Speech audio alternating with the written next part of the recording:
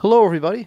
I'm John Locke, and I'd like to welcome you to the LockeInYourSuccess.com Trading Performance Podcast, where it's all about real traders, real problems, and real coaching. Listen up and enjoy the segment. Keys to developing self-confidence. Number one is trade the appropriate size for your finances and skills. People come into this trading business with grandiose ideas, which is great. It gives us energy and it gives us the willingness to learn and all this other stuff. But when we trade, we have to trade sized in a manner where we are freely willing to accept the loss.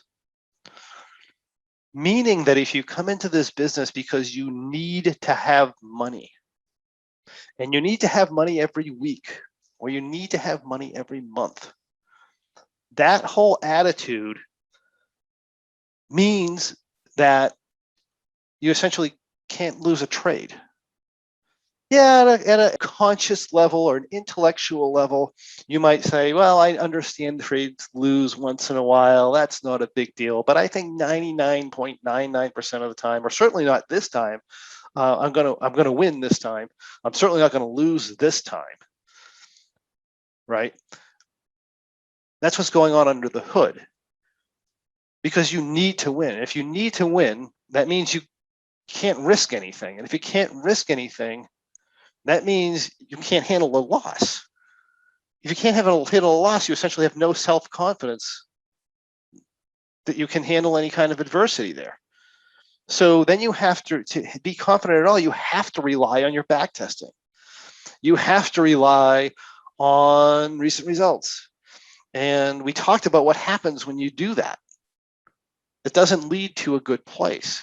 And this is why so many traders have problems. They get into this loop of continually looking for the holy grail, trying the next thing, and getting to these crazy trading structures and trying to get more and more advanced when all they really need to do is just have the mindset where it's okay to lose.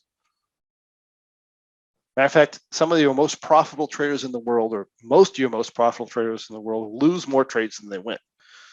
It's just a fact of the way they trade. If you're going to make really big money, you're going to lose probably your loss rate's probably going to be higher than your win rate.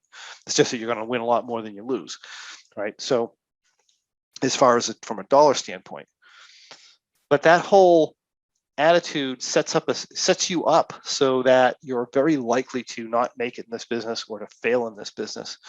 So we really, really want to avoid that. When you come into trading, it's always good to have some source of either a very large savings account or some source of alternate income. That doesn't mean it's impossible. You know, I've certainly known traders, I've talked to traders, I've coached traders. I am one of those traders that came in and risked all the money I had, essentially, in order to make it as a trader.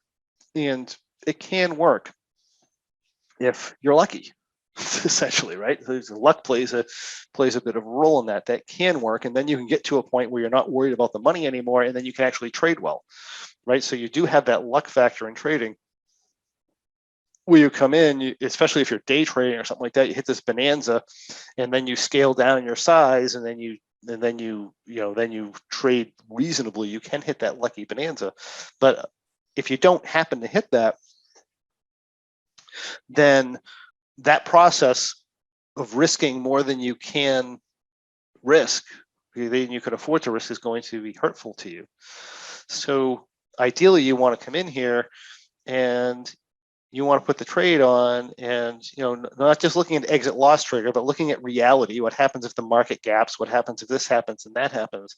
How much money am I freely willing to risk in order to make money on this trade? And if you can do that, and you are truly freely willing to risk it, you will trade very, very well from a decision standpoint. It may take time to develop your skills and the tools and the intuition that we talked about, but you'll trade.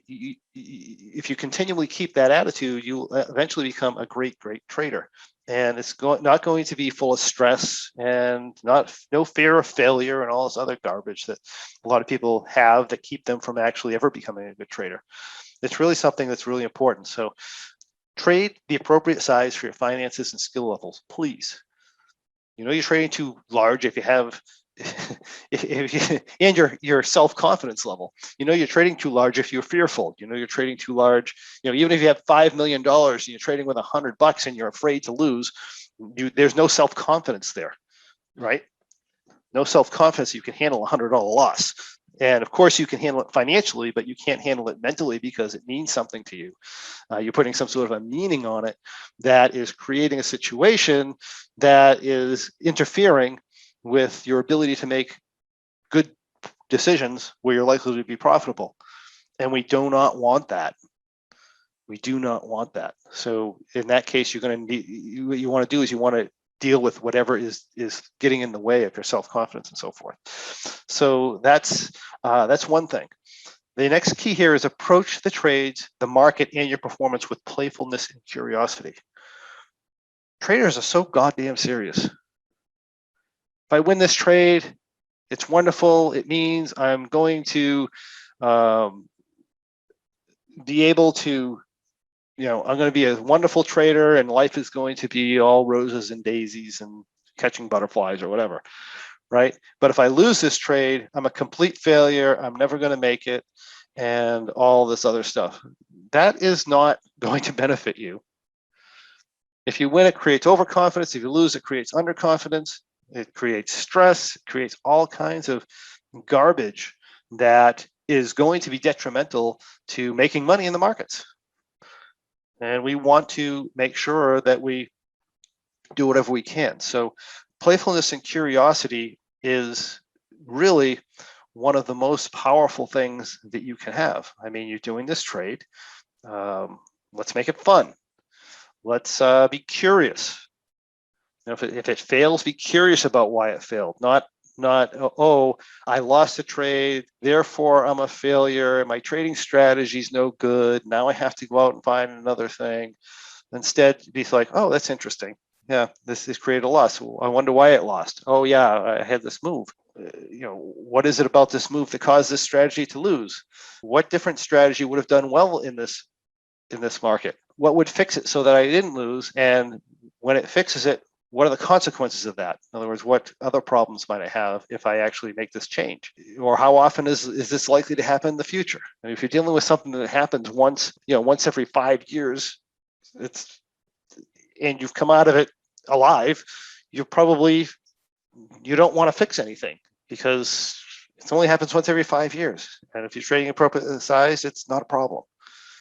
And that is what I have for you today. If you have any questions or comments or anything else you'd like to see in the next Trading Performance podcast, please list that in the comments and I'll personally answer your questions and comments for you.